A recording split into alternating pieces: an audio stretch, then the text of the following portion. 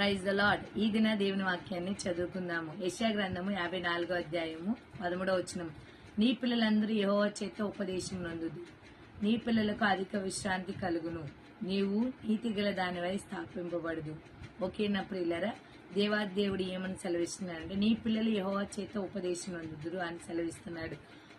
దేవుడు మీరు ఏదైనా పరిస్థితిలో కానీ మీరు ఇంకా మీ బిడ్డల వల్ల మా పిల్లలు మాకు మాట వినట్లేదు, ఎగ్జామ్స్ టైము ఏం చేయాలో అర్థం కావట్లేదు, ఇది ఎలాగా మా పిల్లోడిని ఎలా మార్చగలరు అనుకుని బాధపడుతున్నారా?